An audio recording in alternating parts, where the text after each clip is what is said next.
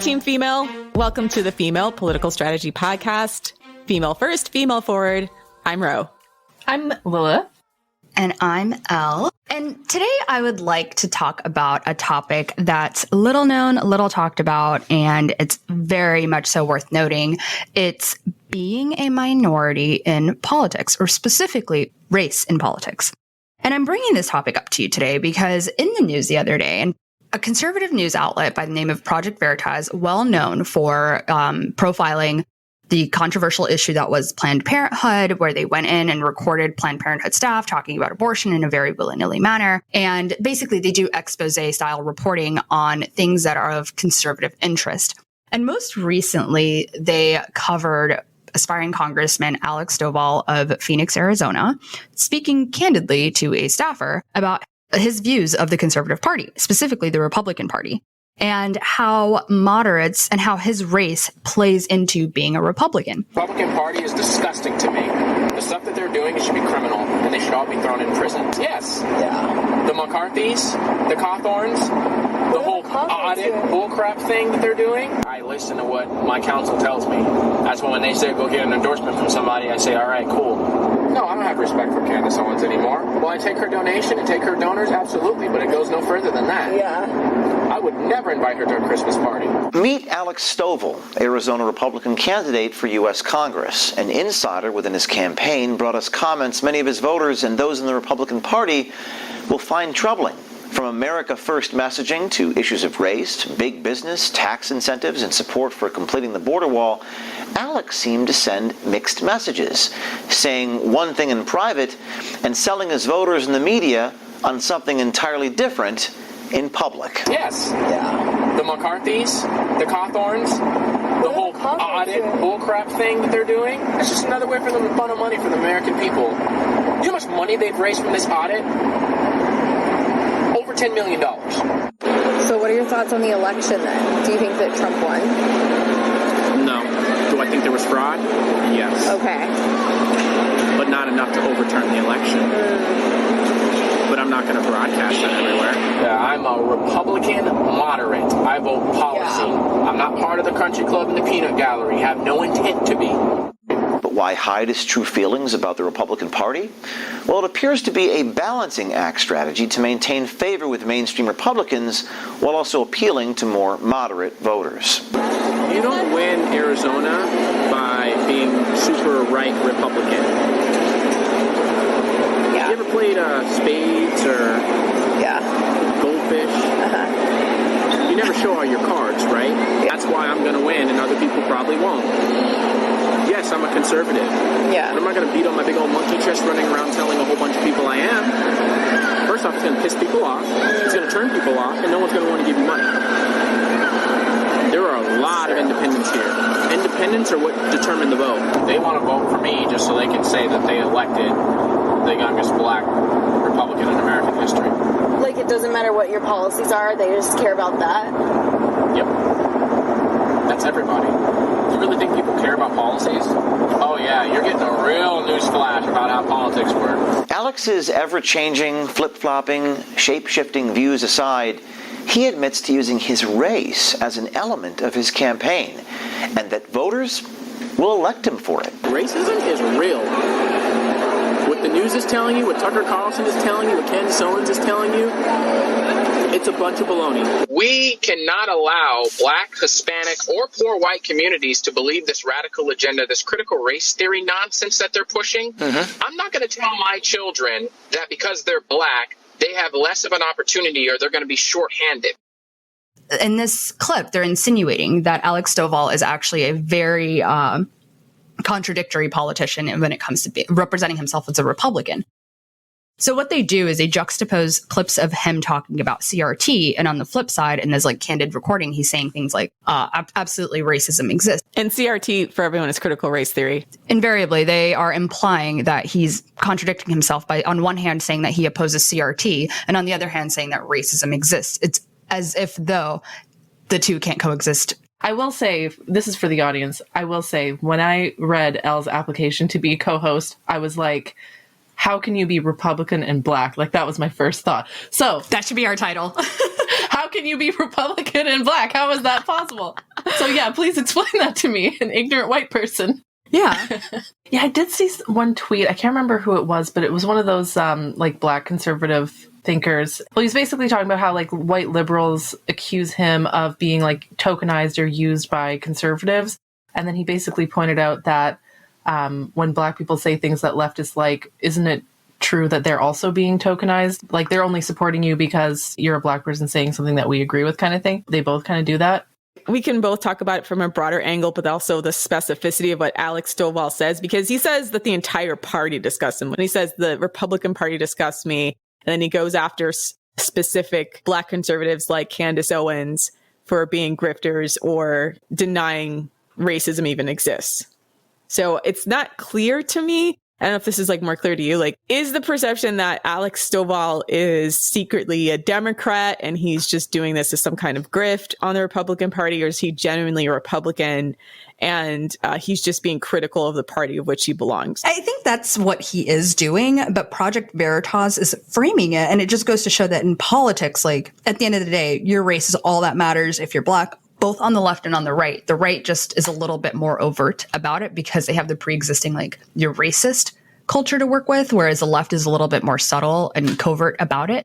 What I think he's actually saying is there are racists, and like people who deny that racism exists are just grifters that are trying to appease this like far right community that doesn't want to believe that they're racist, but they actually are. But we can't pretend like the far right and the bigotry and that obscene Make America White Again people don't exist and don't align themselves with the conservative party, with the Republican Party. Like, let's be real. And he goes on to say that I'm a moderate and you can't win by being a far right winger. And a lot of their ideas are like absurd. And it is.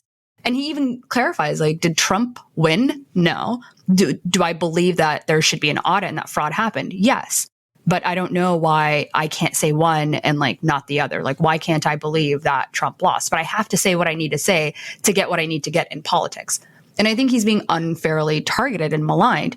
And I suspect it's because he's a black Republican and he's held to a different standard. That's the difficulty with any type of involvement in either of these political parties, is that they absolutely will cut the legs out from underneath you if you're a quote unquote non-traditional candidate that doesn't toe the party line. I think they do that with a lot of different type of politicians, not just minority candidates, but it's especially very clear that they do that to minority candidates. And on the left, I think there's just been an assumption that they get the black vote, or they're going to get a large cohort of black vote, to the point where they're dismissive, patronizing, and insulting to a lot of black voters. Exactly. Who don't vote the way that they want. But even if they vote the way that they want to, they care all the way up until they get the vote and then do absolutely none of the things that they promise for the black community. Yeah.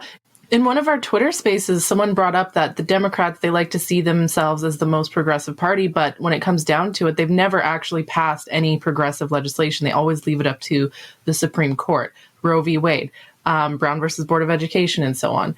And so, yeah, they're happy to use black people. Democrats think that they're entitled to have that as a guaranteed vote without having to actually do the work of benefiting that community. There was definitely a mic drop moment during the last campaign when Joe Biden did an interview with Charlamagne the God. He's a pretty popular black radio host out of New York. He's like one of the 3 co-hosts of Breakfast Club. Charlamagne point blank asked him for some kind of tangible commitment to improving education prospects for black children, like asking him for some kind of platform for Joe Biden to get behind. What are you going to do for us as your huge primary voting base and your constituency?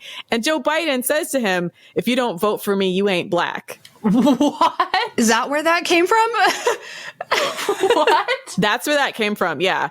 He literally like dodged the entire discussion that Charlamagne was having about like, hey, we're a voting bloc. Could you please like pretend to give a shit or like pretend to have some kind of agenda for our specific interest group? And he straight up completely dismisses Charlamagne. I mean, that's actually worse than Hillary. She said that her platform was putting hot sauce on pizza or something like that. Like, yeah, hot sauce in her bag. She stole that. She lifted that right from Beyonce's lyrics. Like, yes, yeah. Hillary is so unelectable. Not even Beyonce could get Hillary elected, though. Even Beyonce's likability. Bernie got a large population of like the middle class and the working class vote. I love Bernie. I'm a Bernie stan. Ugh, okay. Bernie simp here. Bernie's a communist, but we're not going to go there. Bernie got most of the black vote under 35. He got a huge cohort of millennial black votes. So Beyonce being a millennial black artist, I feel like that was Hillary's Hail Mary to try and appeal to millennial black people to vote for her.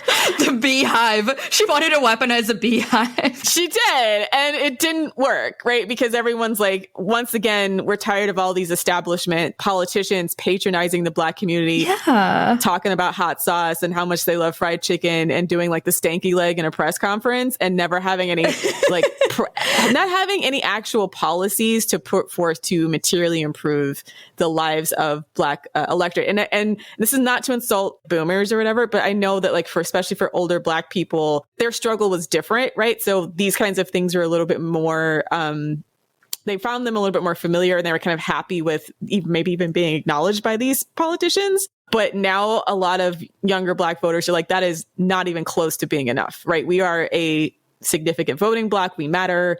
You need to actually come forth with some real policy that's going to help us in the same way you would do with other interest groups. I think you actually touch on something really interesting where you said they do the stanky leg and all of that, where they're pretty much tokenizing black culture and being like, hey, you know what the blacks love? Like dances, right? Yeah. What's That's so offensive. honestly? It is.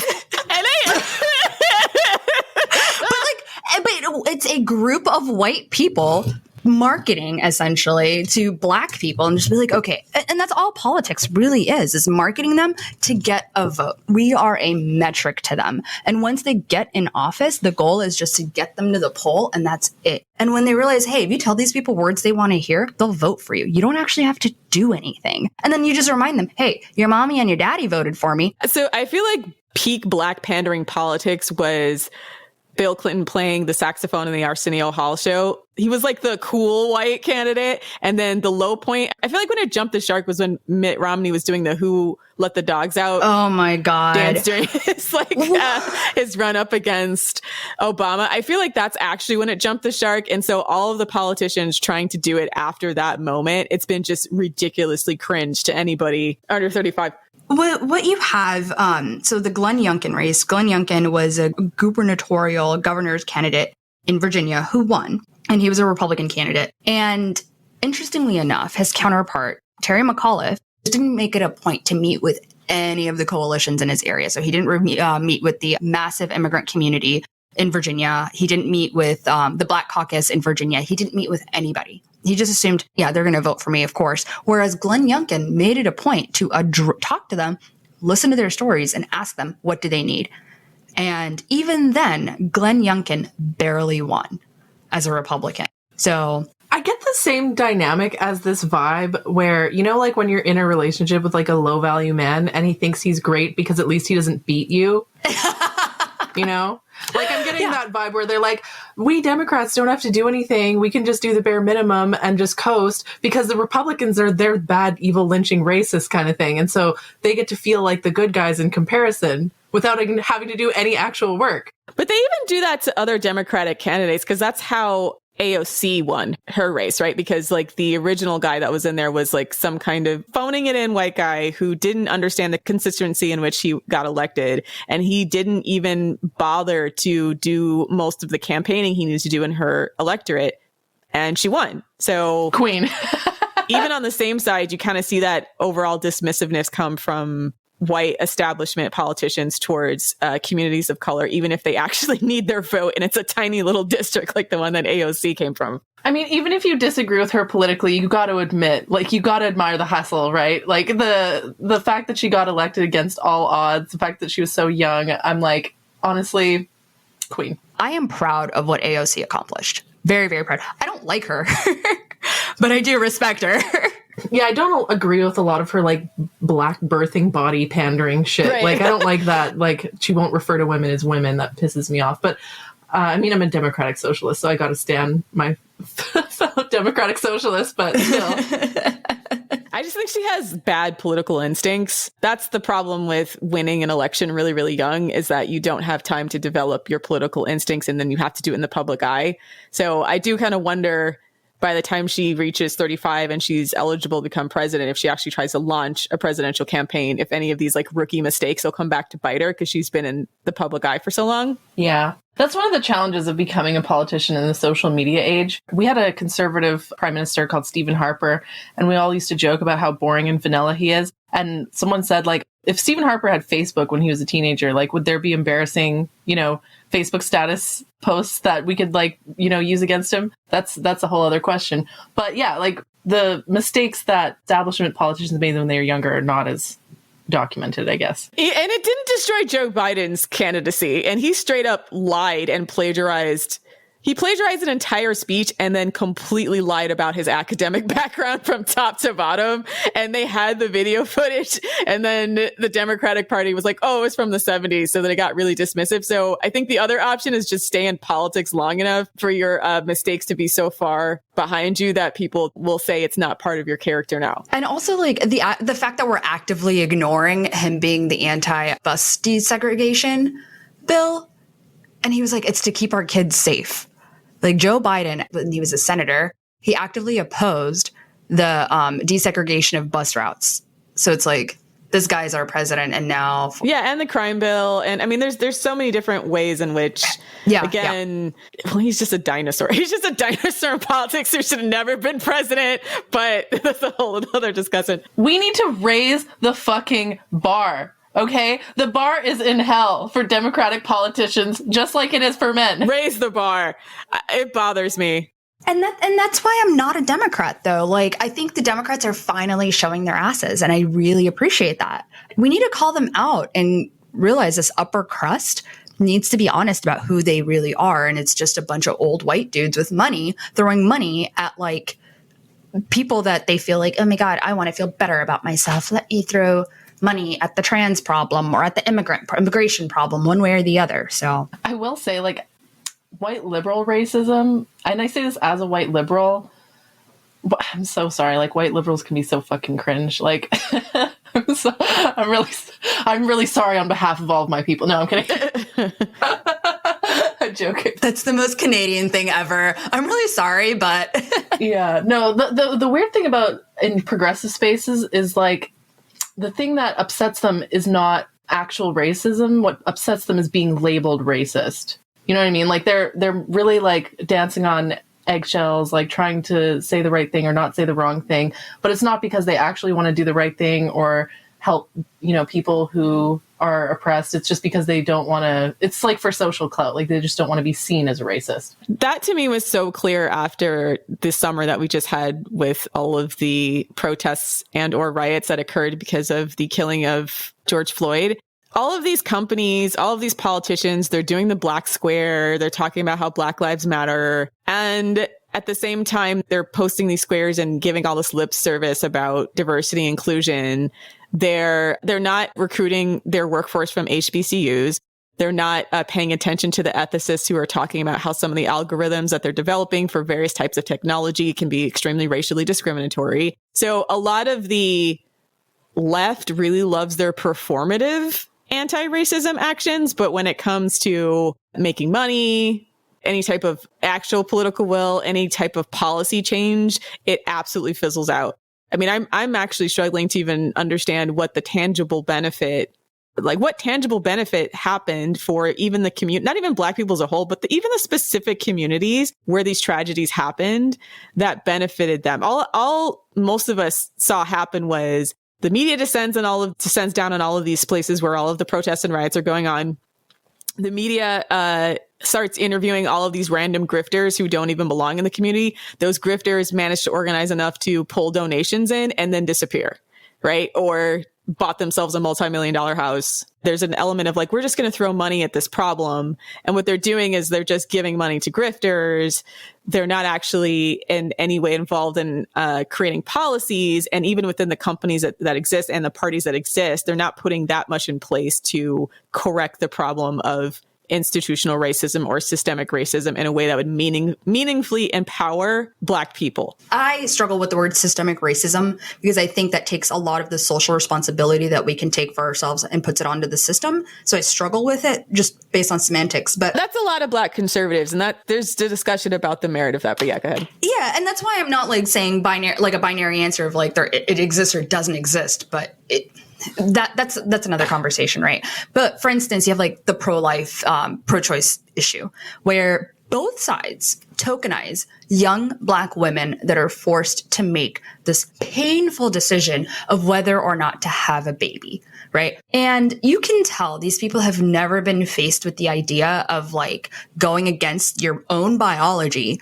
to get rid of a pregnancy. That's not an easy decision. Nobody just goes, oh my God, I skipped my pill. Let me just hop on over Planned Parenthood. Like, it's kind of a horrible, horrible thing to go through if you know anybody that's had an abortion. And so one side is saying, oh my God, they're killing Black babies and destroying Black families and the leftists want this for you and whatever the right is perpetuating. And then on the left, you have, oh my God, they want to make single moms out of everybody and keep women poor and out of the workforce. It's like, okay, what are either of you doing to make sure that abortion is not a remote option in our society? This horrible medical procedure should not be a social issue. I will say I am pro-choice. However, I am sympathetic to the argument that abortion or high rates of abortion are a sign of the failure of society, right? When women have the option of having abortion, it's very often like, oh, I can't afford to raise a child. Well, how can we create a society where women are not put in a position where they have to make that choice, where they can have that child? If they want to have a child, they can have it without having to worry that their child will starve to death. It's really rich to me watching Republicans try to rebrand as a champion of Black mothers because didn't they spend pretty much decades demonizing Black mothers specifically as welfare queens? It feels very disingenuous to just about everybody to see the sudden concern. Yeah, it's weird as fuck to me that like people on the right will be like, oh,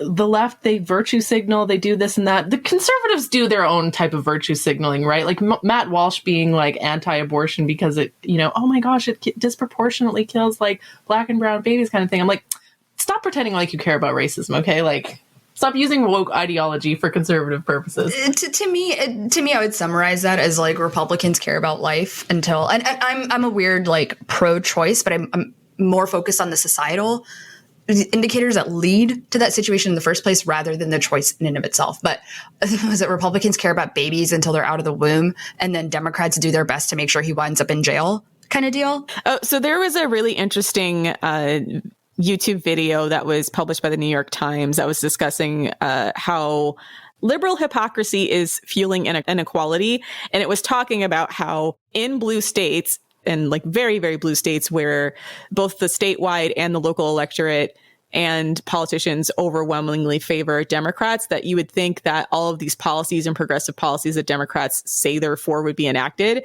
and they're not. Specifically, they highlighted Chicago and parts of Illinois where public school funding is still tied to property taxes, and there's all these different types of barriers to getting adequate funding and education to historically Black areas. And they basically, these historically Black areas have to beg every year for the entire county to give, like, throw pennies their way so they can afford for their classrooms to not literally look like prisons that are slowly rotting from the inside out. And that's not even anywhere near an exaggeration. So this is a completely solidly blue county, and yet the Democrats have done nothing all of this time to fix the educational disparities between the richest areas of the county and the poorest areas of the county. So while they say, therefore, things like education equality, school choice, when they're given the opportunity to vote for these things, when they have the power, it's just never the first thing on the docket. And quite frankly, a lot of that institutional racism seems to be perpetuated by Democrats, and they like it. So they talk equality, but they vote otherwise. Yeah. It's all like show and dance. It's like I said, they tokenize it because they know if they pay lip service and make people feel good. So I guess in a way they've got that figured out, whereas Republicans don't even know how to make Black people feel good. The Democrats at least know what to say to make them. So Democrats are the ultimate scrotes in that sense, whereas like the ultimate smooth talker. Yeah, right. Right? The douchebag that'll, whereas like the Republican is like the neckbeard that just like the incel. He's the incel. The Republicans are just the incels. Oh my God. And that's why I really do hate partisan politics, because now you have on the left, you have not in my backyard politics. And just to explain what that is, you're for everything, where it's like, I want more homeless shelters so people are not sleeping on the street, and these like feel good policies. But when it comes to enacting those feel good policies and it hits them right in their neighborhood where their kids go to school, where they live in their miniature blue suburbia, they're like, well, wait, no, I don't want a homeless shelter here. Like, no, put it over there. Like, just not in my backyard. I want it to exist. I just don't want to pay for it. Yeah. It gives Republicans so much like valid ammunition as well, because they constantly talk about the crime rates in Chicago. They constantly talk about the homelessness problem in California. And a lot of the reason why these things exist is because of historical institutional racism that was never corrected in these blue states, right? Chicago, like the way that it was planned, like literally the planning of the city of Chicago was to keep the undesirables on one side of town cut off from reasonable access to resources. When they start talking about the murder rate, they start talking about like food deserts and all of the ways that structural racism exists and disproportionately affects Black people. The Republicans are right, and they have a lot of the ammunition to point to these areas and be like, hey, you guys keep voting Democrat and they haven't done shit for you in the last 50 years, right? Or nothing of substantial good that actually makes your community safer, that makes your education better. And yet they keep getting your vote over and over and over again. And then you'll see some Black people who agree with that. And you're seeing more and maybe a larger cohort of Black Republicans who are being more vocal about stuff like that. Because if you did kind of come out of these communities where it's pretty obvious that despite the way that everyone votes and says they're pro-Democrat, but the same problems exist. Even Rahm Emanuel being like the mayor of Chicago at one point, and he was literally Obama's chief of staff.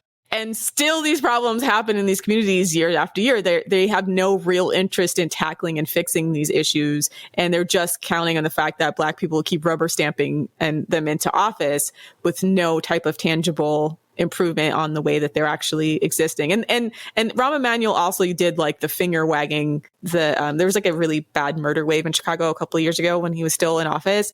And he basically was like, well, who raised these people? And I'm like, are you really doing like the moralistic stance about gang violence? These communities are suffering, right? There's literally toddlers being shot in the head, and you can't get your policing together. You can't get the policing together to protect these communities, and you can't get the policing together to contain the gang violence. And it just exploded all over the city and became a really big problem. So there's so many factors by which the Democrats can routinely fail the people that they purport to be champions for, and yet still like want to keep patting themselves on the back and tooting their own horn as being like the progressive party. I've mentioned this in the Discord before, Ro. A lot of like modern, white liberal, like paternalism, I guess, is probably the best way to describe it. Reminds me a lot of how historically one of the ways that rich people occupied themselves was through charity.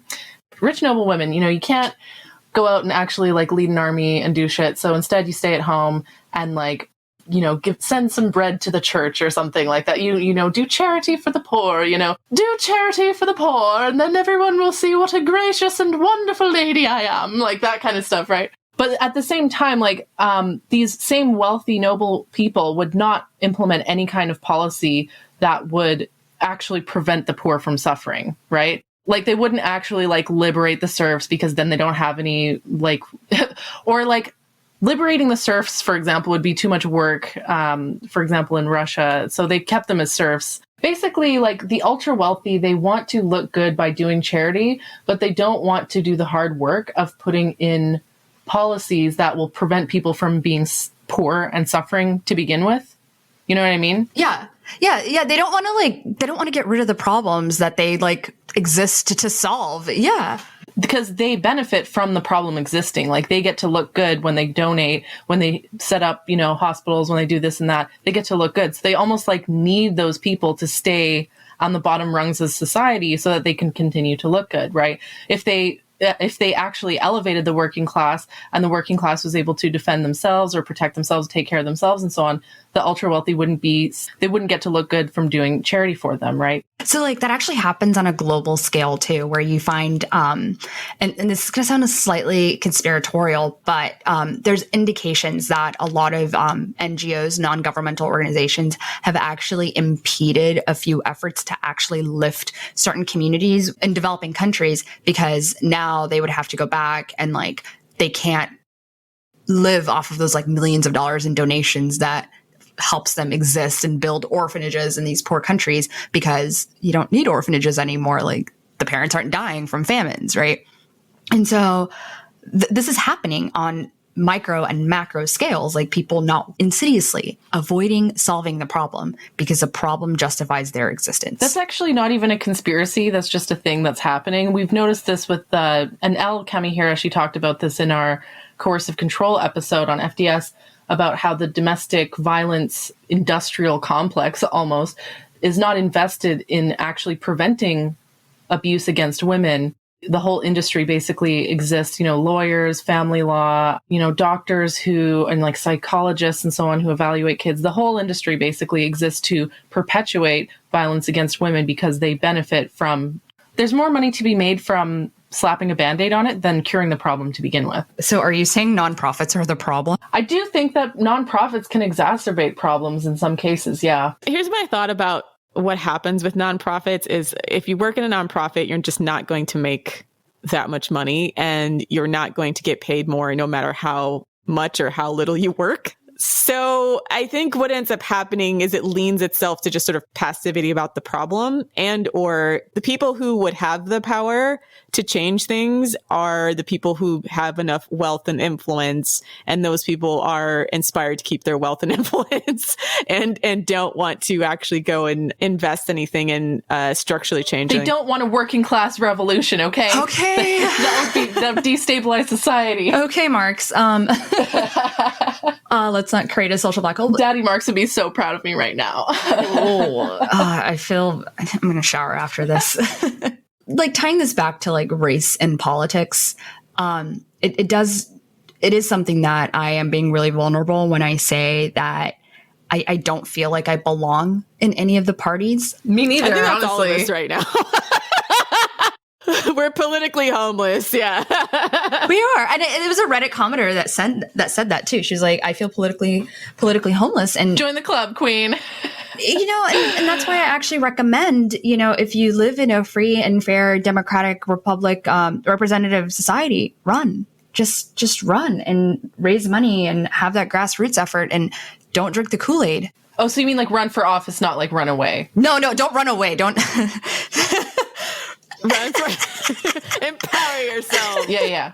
Run away from your problems. This is sort of related, but the biggest barrier is honestly the establishment, right? The political establishment for these new candidates that are coming from the real progressive left, right? They have no qualms about cutting off anybody who works with anyone who would unseat an existing establishment Democrat. They, have been really open about like all the tactics they've been using to thwart the American electoral process to keep the people they feel should be in power. And they engage in a ton of tokenism, like Joe Biden's pre-decision that he was going to select a black female vice president, which basically gave him two candidates, which was Kamala Harris and Stacey Abrams. Yeah. So the problem with that is like they'll just put someone who's a token black person who also is not interested in making any type of change, right? And that's kind of the problem, is that they'll quell any type of dissent when you feel like you're not talking enough about our specific constituency issues by engaging in tokenism, pulling a person from that community as long as they toe the existing party line, right? And I have an observation about a lot of these types of politicians, and Kamala Harris is an example of this, and I also think Hillary Clinton, where the traits that it takes for these type of women to get visible enough to be considered by the establishment is they kind of have to be a little two-faced. They kind of have to be like kind of brown nosers and ass kissers, and they have to benefit the establishment. That's how they get picked. Right. And then the problem is the electorate doesn't like them because they can see that they're disingenuous. they look and sound like corporate suits. They're not one of us, right? And I think female politicians get penalized for that the most. The most successful politicians, people like Bill Clinton, who forever was like one of, and actually Barack Obama too, they were just considered like these great orators of the ability to connect with the common man. They both have the elitist credentials because they went to Ivy League schools. They're highly educated, but they could talk to, they had a genuineness to them, or at least a plausible genuineness to them. Likability. Yeah. And were relatable to people. A likability, a relatability, the ability to like shoot the shit and talk to people on a real level. I feel like female politicians have it harder because the kinds of female politicians they let through are these like pick me types. No, be real. 100%. They are political pick-me's. Pack-mishas. Pack-mishas. New word. I'm calling them pack-mishas. Yes. The word pick me is starting to get overused and used in ways that it's not meant to be. A pick me is someone who throws women under the bus for the benefit of men or to get male attention or male approval. But both Kamala and Hillary have done that, right? Like, yeah. and black voters. Hillary Clinton did that very same textbook pack-misha move on the candidate, presidential hopeful Tulsi Gabbard. So exactly. That's what I mean. Like, they are literally by definition are pick-me's. Very clear. Yeah. Oh, yeah. I remember that. Like, that was very contentious. But yeah, and then the same thing when Kamala Harris suddenly didn't have anything to say to the black constituency, even though she's supposed to represent the black constituency. So you put someone in office who's not even actually fully black. She's biracial, for the record. Yeah. So you put her in there and she straight up has nothing to say except for I went to an HBCU, so I'm black. You know, yeah. and a lot of people who voted, who looked at her record in California were very unhappy with some of the truancy laws that she passed, some of her policies on weed, which disproportionately affected the black community, et cetera, et cetera. So there was all of these like ways in which she did not appear to be a champion of either women or black people, and yet they put her in charge to be a champion of women and black people. But it's only because she is basically a pick-me, right? And this is what the Democratic Party does to keep power, placate, so to speak, the interest groups that they think they have to appeal to while doing absolutely nothing. I will say, though, that it's important to point out that true progressives or true radicals very seldom make it into the upper echelons of power, because the existing like power structure, however you want to describe it, if they're adding people to their ranks, they only want to choose people who will be beneficial to them, who will add to their power. They don't want to accept people into their ranks who they feel will destabilize or challenge their power.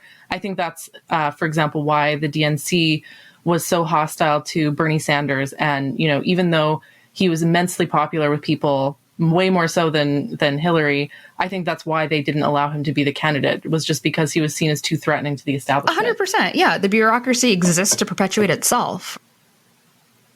Like, power is self-perpetuating by definition. Yeah. And, why would it want to topple itself from the inside out? Like, just because people like Bernie, is Bernie good for the party as well? It has to be mutually beneficial. And no, it wasn't going to be mutually beneficial.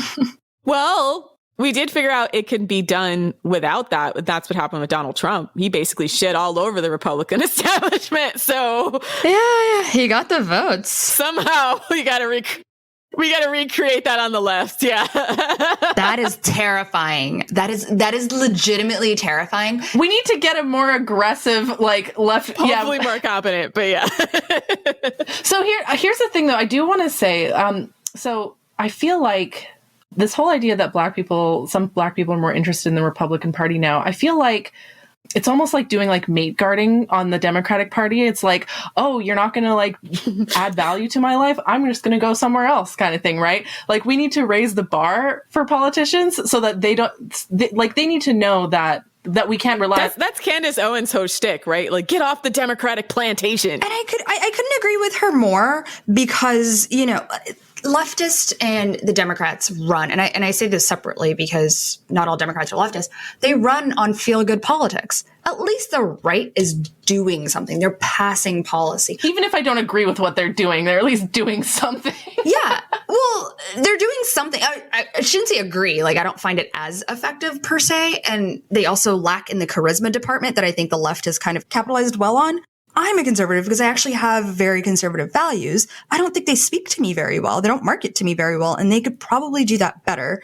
And the left, I guess I'm okay with their failures. Like, Fail on, friends.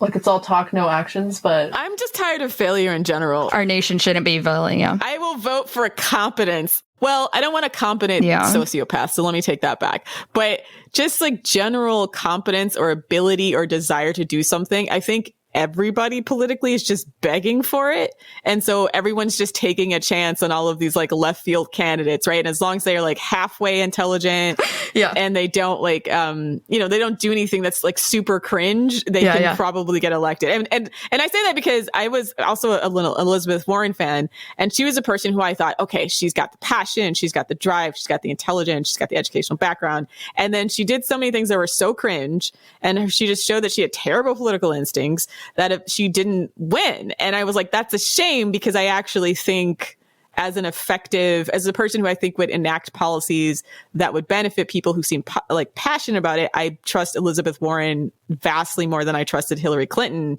But there was just no way for her to win in that current environment. Like, I was an Elizabeth Warren stan for her policies, and then she pretended to be Native American, and I was like, girl, why? Oh my God. The fake woke thing. So Elizabeth Warren, I actually was fond of her and her banking regulation, things. And like now she's back on it. And then for one, like she went on the whole like social issue train. And I don't know what this like magnetic attraction is to social issues that one are really, really big and are made up of a bunch of like failed policies that everybody's just refusing to address. Like it's just playing whack-a-mole with feelings, essentially. I think people just like to feel acknowledged. So I think a lot of that pandering is for the communities who feel that no one's acknowledging them. Fine, But then when you pander without any action, that just makes people feel like they've been lied to. It just makes people feel like they've been let down or manipulated. Yeah, that's true. They feel betrayed. Yeah. We just have like political amnesia too on the reg. Like every 4 years we remember. Every 4 years. Yeah. Because really, I mean, every other election in your life is going to be for your own like local county, state, whatever. So I think when it comes to national elections, everyone just gets so excited. But then there's some people that only pay attention to national politics and don't realize how much their lives suck because of local politics. No, and that's a good, like, I mean, if you guys have anything else, I was thinking like moving on to the strategy, because I think you just nailed. I actually would support a more competent Republican Party for the sake of creating more competition for Democrats. It's like the low value male being like, well, at least I don't beat you kind of thing, right? If you get rid of abusers and they don't have the option of being like, oh, at least there's someone worse than me kind of thing, right? If you raise the bar for the worst person or get rid of them altogether, then, it creates the situation where they have to actually be good. Like raise the bar, like the floor. Instead of raising the ceiling, you raise the floor, right? Like, all right. So what's our strategic takeaways from this episode? I mean, I would advise people against blind party loyalty and to think critically about not just what are politicians saying to you, but what are the actual policies that they're pushing forward, and is it going to materially benefit the people that they claim to help? Ro, you said this. I'm going to steal this from you because I'm a academic plagiarist in that sense, but local elections matter in the U.S. significantly so. Find out who your county executive is. You know how much power that person has over you? The shutdown, guess who was enforcing it? It was your county executive. It wasn't Trump. Vote, read up on your local party, your state legislators, your mayor, your city council, all of them. They are the ones making decisions that impact your sidewalk, your neighborhood. So that's very true. And that's true in Canada too. Like everything happens on the provincial level or municipal level, like federally, not that much happens, but yeah, more people need to get involved in local politics for sure. My takeaway is that all of the parties are going to have to learn that tokenism is no longer going to be enough. That as millennials grow older and as Gen Z becomes a voting bloc, we are very connected. We're very global. We're used to having friends, even friends directly, or being connected with the people who are different from us. So just seeing a person who's a historically discriminated against minority in a position of power who has no type of either power to actually do something or no desire to help said constituency is not going to be enough. So we're starting to expect them to put forth tangibles.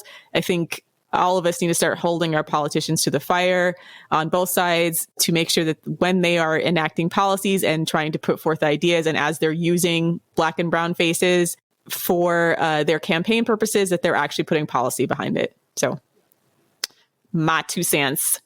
Thanks for listening, Team Female. Check out our Twitter at Female Political and our Patreon, patreon.com/female political strategy. Thanks for listening. See you next week.